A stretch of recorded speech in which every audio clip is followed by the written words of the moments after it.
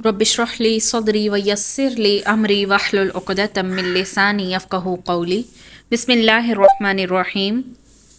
इन्न बेशक अल्लज़ीना जिन लोगों ने कज़्ज़बू झुटलाया भी आयातिना हमारी आयात को, वस्तकबरू और तकब्बुर किया अन्हा उनसे, ला तुफ़त्तहु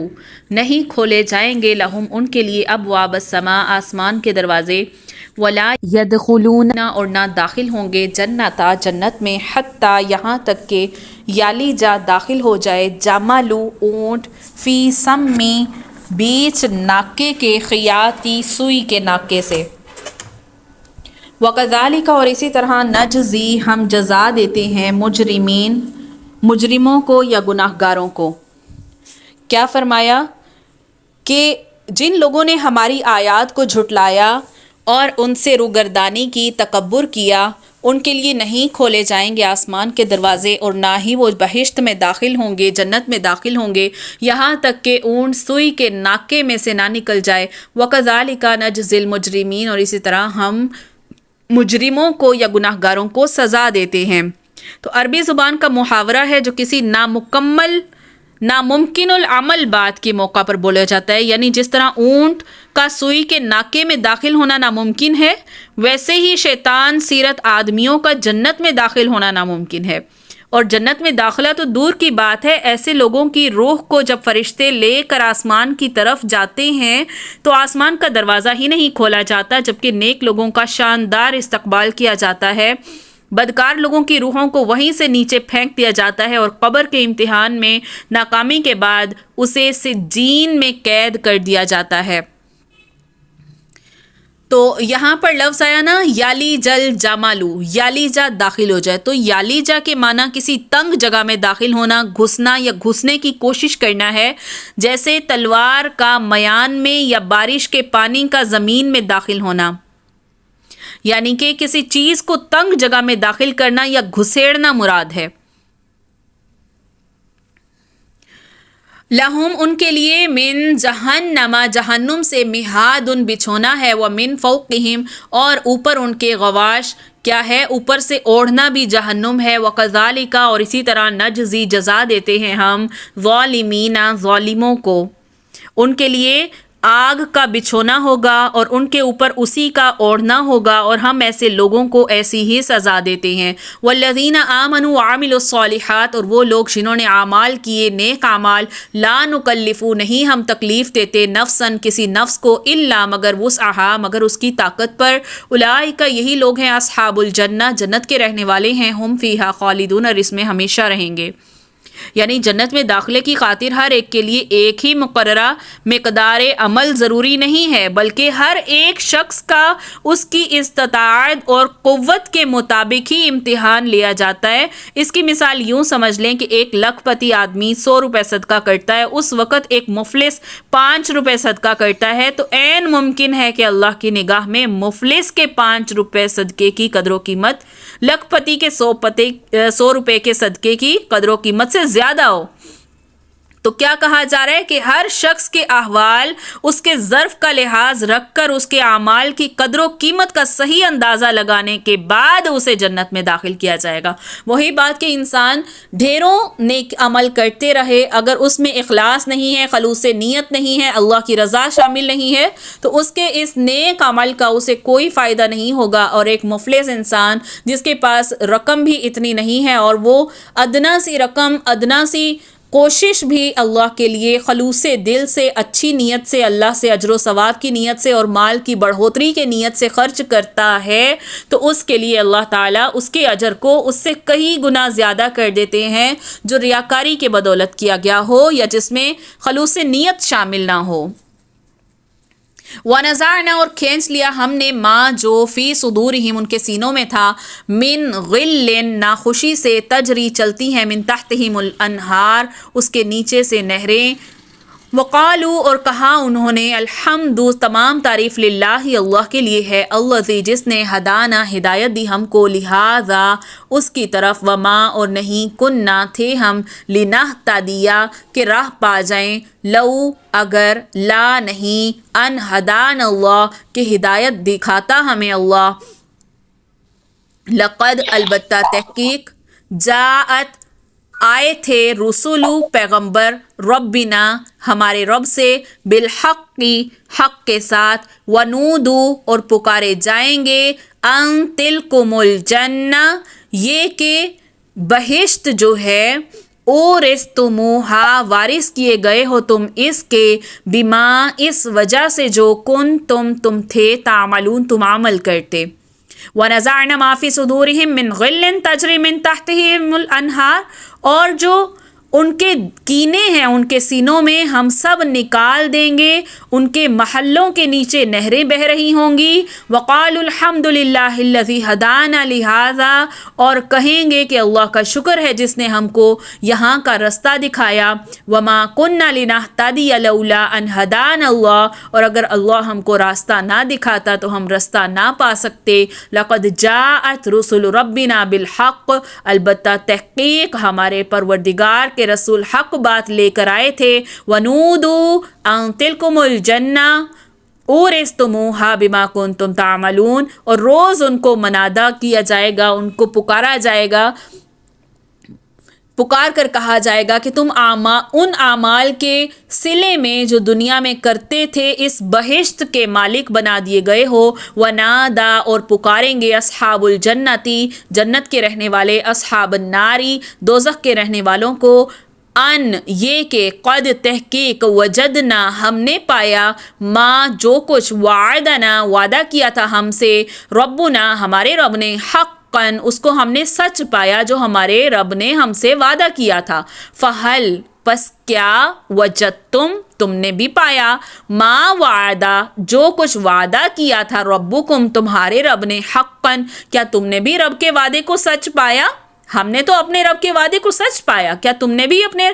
रब के वादे को सच पाया क़ालू तो अहले दोज़ख क्या कहेंगे जी हाँ नाम जी हाँ फ़अज़्ज़ना पस पुकारेगा मुअज़्ज़िनुन एक पुकारने वाला बैनहुम उनके दरमियान अन ये के लानतुल्लाह लानत अल्लाह की अलज़्ज़ालिमीन ज़ालिमों पर उस वक्त एक पुकारने वाला पुकार कर कहेगा कि बेइंसाफ़ों पर अल्लाह की लानत अल्लज़ीना जो लोग यसुद्दूना बंद करते हैं अन सबीलिल्लाह अल्लाह के रास्ते से या अल्लाह के रास्ते रोकते हैं यबगूनहा और वो चाहते हैं इवजन इसमें कजी तलाशते हैं वहुम और वो बिल आखिरती आखिरत के साथ काफिरून आखिरत का इनकार करते हैं या आखिरत से कुफ्र करते हैं।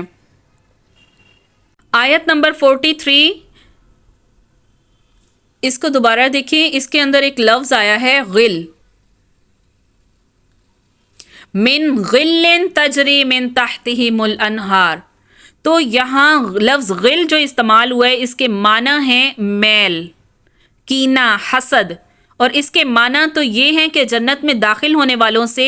अगर किसी के दिल में दूसरे के मुतल्लिक कोई मलाल होगा कोई मैल होगी कोई बुग़्ज़ होगा कोई कीना हसद कुछ रह गया होगा जो दुनिया में वो करता रहा और किसी नागवार वाक़े की याद अगर किसी के दिल में मौजूद होगी तो जन्नत में दाखिले से ऐसे मलाल को अल्लाह ताला दिलों से दूर कर देंगे उन्हें कुछ याद ही ना रहेगा और वो एक दूसरे के मुतालिक बिल्कुल साफ दिल होकर जन्नत में दाखिल होंगे और हर एक को उसके आमाल के मुताबिक दर्जा मिलेगा और ये मुमकिन है कि नीचे दर्जे वालों के लोगों में ऊपर के दर्जे वालों की निस्बत हसद पैदा हो तो अल्लाह ताला फरमाते हैं ऐसी सूरत में हम उनके दिल से हसद निकाल देंगे हर एक अपने अपने दर्जे पर काने और मुतमईन होगा और बुलंद दर्जात वालों के लिए उसके दिल में कोई हसद वगैरह नहीं होगा। ये आयत इस्लाम की आला इखलाकी तालीम और लोगों के बाहिमी मामलात को खुशगवार रखने का एक नमूना है कि कुछ बातें मुतज़ाद बातें हमें भी मालूम होती हैं क्या कि हम किसी के लिए दिल में बुग़्ज़ रख लेते हैं दुनिया में और क्या करते हैं अगर चाहे कि उसने मिसाल के तौर पर अगर किसी ने हमसे कर्ज़ लिया और वो अदा नहीं कर सका या अदा करने की पोजीशन में नहीं था तो हम क्या करते हैं या उसने दे दिया तो हम उसे कभी दोबारा वैसा देना नहीं चाहते और हमारे दिल में एक मलाल एक क्या आ जाता है उसके लिए एक कड़वा पन आ जाता है यानी कि इससे निभाना ही फजूल है ये जब भी मांगता है तो बस मांगता ही रहता है और जब इससे मांगा जाए तो ये इनकार ही करता रहता है या इस तरह कोई भी ऐसी सूरत आ जाए तो अब वहाँ पर क्या होता है حسد آ جاتا ہے، یا اگر کسی کے پاس بہت زیادہ ہے اس سے حسد آ جاتا ہے، اور دلوں میں میلیں جو آ جاتی ہیں، دنیا میں تو یہ ممکن ہے، اگر جنت میں بھی ایسے لوگ دنیا میں ہو سکتا ہے کہ ان کے کوئی ایسے اعمال ہوں کہ ان کو جنت میں لے جائیں، لیکن دنیا میں وہ ایک دوسرے سے بغض حسد رکھتے ہوں تو جنت میں داخلے کے ساتھ ہی اس کو ختم کر دیا جائے گا۔ اور دوسرا کیا فرمایا کہ یہ بھی ہو سکتا ہے کہ اعلیٰ درجات والے لوگوں سے حسد کیا جائے، جو نچلے طبقے کے ہیں، نچلے درجات والے ہیں، وہ ان سے حسد کریں، کیونکہ یہی ہوتا ہے نا دنیا میں، اگر کسی کو اعلیٰ مقام اللہ تعالیٰ نے دے دیا تو ویسی حسرت، ویسا حسد، ویسا بغض انسان کے دل میں کہ کاش اس سے چھن کر مجھے مل جائے، یا اس طرح کا کینہ فساد وغیرہ۔ تو وہی فرما رہے ہیں اللہ تعالیٰ کہ ایسا بھی ممکن نہیں ہوگا، بلکہ صاف ستھرا کر اسے جنت میں داخل کیا جائے گا۔ اسی طرح سیدنا ابو ہریرہ اور ابو سعید خدری رضی اللہ عنہ دونوں سے روایت ہے کہ آپ صلی اللہ علیہ وسلم نے فرمایا، ایک منادی ندا کرے گا، اے اہل جنت، تم تندرست رہو گے، کبھی بیمار نہ ہوگے، زندہ رہو گے، تمہیں کبھی موت نہیں آئے گی، جوان رہو گے، تم پر کبھی بڑھاپا نہیں آئے گا، عیش میں زندگی گزارو گے، تمہیں کبھی تکلیف، غم، پریشانی، ملال نہیں ہوگا۔ یہی مطلب ہے اللہ کے اس فرمان کا وَتَوَدُّ والی آیت میں۔ آگے کیا فرمایا کہ جنتیوں کو ایک منادی، ایک پکارنے والا پکار کر کہے گا، یعنی جنت اور دوزخ میں اتنا فاصلہ ہوگا کہ جس کا ہمارے لیے اس دنیا میں تصور ممکن نہیں ہے۔ قرآن کی یہ جو آیت نمبر 44 ہے، وَنَادَى أَصْحَابُ الْجَنَّةِ أَصْحَابَ النَّارِ، اس میں کیا کہا جا رہا ہے کہ بعض دوسری روایات سے بھی اہل جنت اور دوزخ کا مکالمہ ثابت ہے، یعنی جنتی جو ہیں وہ دوزخیوں سے کیا کریں گے؟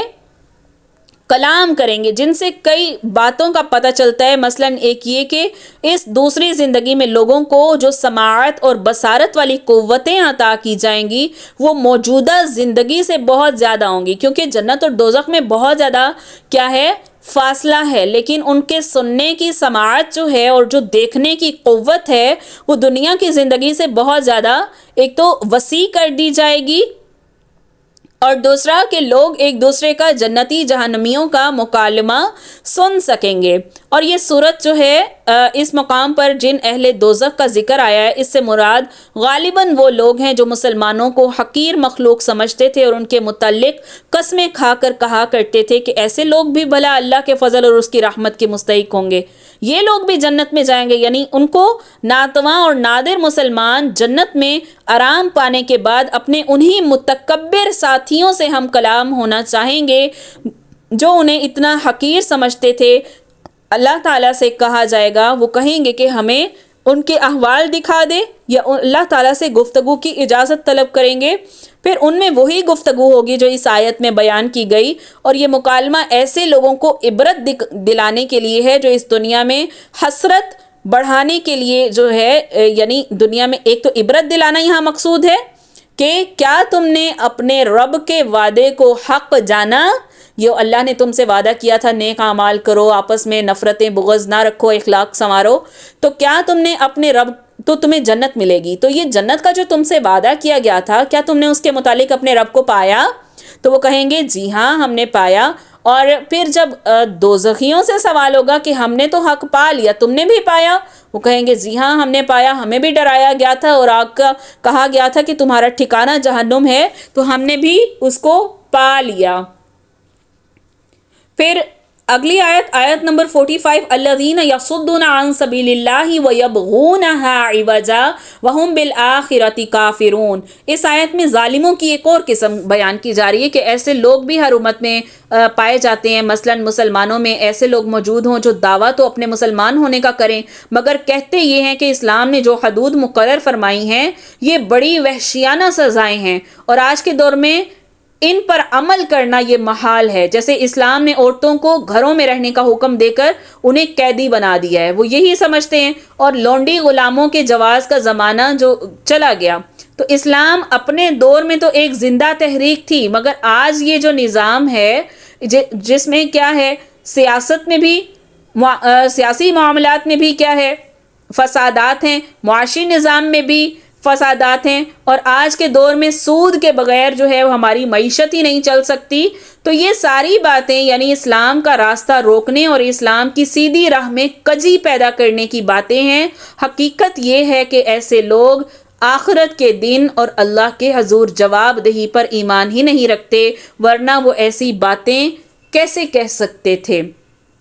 ٹھیک ہے، جو اللہ کی راہ سے روکتے ہیں اور اس میں کجی ڈھونڈتے ہیں، یعنی اللہ کے احکامات میں کجی ڈھونڈتے ہیں، اپنے مطابق فیصلہ چاہتے ہیں، وہ آخرت کا کیا کرنے والے ہیں؟ انکار کرنے والے ہیں. وَبَيْنَهُمَا، اور ان کے درمیان حجاب پردہ ہے. وَعَلَى الْأَعْرَافِ، اور اوپر اعراف کے رجال مرد ہوں گے. يَعْرِفُونَ، وہ پہچانتے ہیں. کلم، ہر ایک کو. بِسِیمَاهُمْ، ان کے چہروں سے. وَنَادَوْا، اور پکاریں گے. اصحاب الجنتی، جنت کے رہنے والوں کو. ان کے سلام، سلامتی ہے. علیکم، تمہارے اوپر. لم، نہیں. یدخلوها، داخل کیے گئے بہشت میں. وہم، اور وہ. یطمعون، اور وہ امید طمع رکھتے تھے، امید رکھتے ہوں گے.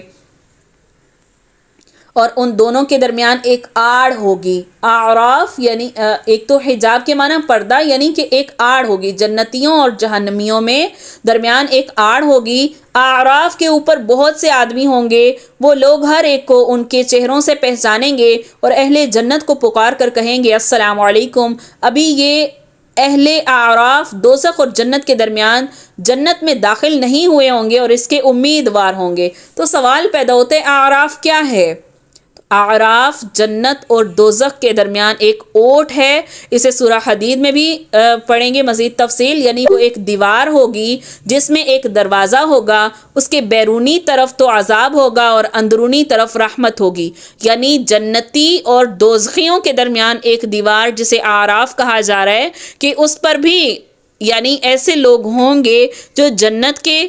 امیدوار ہوں گے، اور یہ دیوار جنت کے لذائذ اور خوشیوں کو جہنم کی طرف جانے سے اور جہنم کی آگ کی لپیٹ اور گرمی اور دھوئیں کو جنت کی طرف جانے سے روکے ہوئے ہوگی. اب اعراف اور اہل اعراف یہ کون لوگ ہیں؟ اہل اعراف کون لوگ ہیں؟ ان کے متعلق بہت سے اقوال ہیں، جن میں سے راجح تر یہی قول ہے کہ یہ وہ لوگ ہوں گے جن کی نیکیاں اور برائیاں برابر برابر ہوں گی. تو اس مقام پر وہ موجود ہوں گے. ان کے ایک طرف اہل جنت ہوں گے جنہیں ان کے نورانی چہروں کی بدولت وہ پہچانتے ہوں گے. دوسری طرف دوزخی ہوں گے جن کی سیاہی، رنگت کی سیاہی کی بنا پر انہیں بھی پہچانتے ہوں گے. تو اس آیت کے دو مطلب بیان کیے گئے ہیں. ایک یہ کہ جو لوگ جنت میں داخل ہو چکے ہوں گے انہیں دیکھ کر اصحاب اعراف انہیں السلام علیکم کہیں گے، اور ان اصحاب اعراف کی اپنی کیفیت یہ ہوگی کہ وہ بھی جنت میں داخل ہونے کی توقع رکھتے ہوں گے. دوسرا یہ کہ کئی اہل جنت بھی حساب کتاب سے فارغ نہ ہوئے ہوں گے، مگر اصحاب اعراف ان کے دورانی چہرے دیکھ کر پہچان لیں گے کہ وہ جنتی ہیں، تو انہیں السلام علیکم کے بعد جنت کی خوشخبری دیں گے. اور ان حساب کتاب میں مشغول لوگوں کی اپنی کیفیت یہ ہوگی کہ وہ ابھی تک جنت میں داخل نہ ہوئے ہوں گے، تاہم وہ اس کی امید ضرور رکھتے ہوں گے.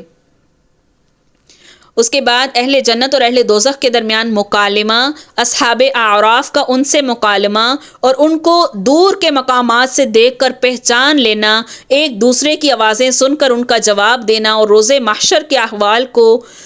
کی قوتوں کو عقل سے جانچنا یہ درست نہیں. اس کی تائید رسول اللہ صلی اللہ علیہ وسلم کی اس ارشاد سے بھی ہوتی ہے جس میں رسول اللہ صلی اللہ علیہ وسلم نے صحابہ کرام سے فرمایا اس دن تم اپنے پروردگار کو اس طرح بلا تکلف دیکھ سکو گے جس طرح چاند کو دیکھ رہے ہو، اور تمہیں کوئی رکاوٹ اس میں محسوس نہیں ہوگی، حالانکہ اس دنیا میں موجودہ آنکھوں سے دیدار الہی ناممکن ہے.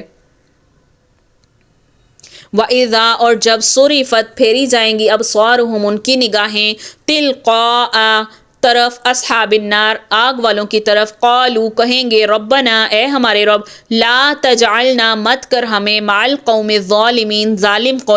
قوم کے ساتھ. یعنی جن کی نگاہیں، جب ان کی نگاہیں دوزخ والوں کی طرف پھریں گی تو کہیں گے اے ہمارے رب ہم کو ان ظالم لوگوں کے ساتھ شامل نہ کرنا. یعنی اصحاب اعراف دوزخیوں کی طرف دیکھنا بھی گوارا نہ کریں گے، کیونکہ وہ خود بھی اس سے کیا ہوں گے؟ اس سے دوزخ سے ڈر رہے ہوں گے اور جنت کی آس لگائے ہوئے ہوں گے، لہٰذا ان کی آنکھوں کو اہل جہنم کی طرف پھیرا جائے گا تو پہلی بات جو ان کے منہ سے نکلے گی وہ یہی ہوگی کہ اے اللہ ہمیں ان ظالم لوگوں میں شامل نہ کرنا۔ پھر جب نظر پڑ ہی گئی تو سب سے پہلی بات جو اہل دوزخ سے وہ پوچھیں گے وہ یہ ہوگی، کیا تمہارا جو جس میں تم شیخیاں بگارا کرتے تھے، تمہارا جو معاملہ تھا، جسے ہم سورہ مدثر میں بھی پڑھیں گے کہ دوزخ پر 19 داروغے مقرر ہیں، تو کافر کہنے لگے ہم تو ہزاروں کی تعداد میں ہیں، ہم میں سے 10 آدمی بھی ایک کا مقابلہ نہ کر سکیں گے۔ پھر ان میں سے ایک پہلوان قسم کا آدمی کہنے لگا کہ ان میں سے 17 کو تو میں سنبھال لوں گا، باقی 2 کے لیے تم سب بھی کافی نہ ہوگے۔ اور دوسری بات وہ اہل دوزخ سے یہ کہیں گے کہ دیکھ لو جنت میں وہی لوگ جا رہے ہیں جنہیں تم فقیر، مسکین، غلام کہہ کر حقیر سمجھتے تھے اور کہتے تھے کہ ایسے لوگوں پر اللہ کی رحمت کیسے ہو سکتی ہے، اور اگر ہونا ہوتی تو یہاں اس دنیا میں رحمت کا کچھ نہ کچھ انہیں حصہ مل جاتا، یعنی کہ وہ اتنے مفلس اور غریب نہ ہوتے۔ تو آج بلا خوف و خطر جنت میں داخل ہو جاؤ۔ اسی طرح اصحاب اعراف اہل دوزخ پر ان کی جھوٹی بیانی اور ان کے تکبر اور ان کے غلط تصورات کو واضح کر دیں گے۔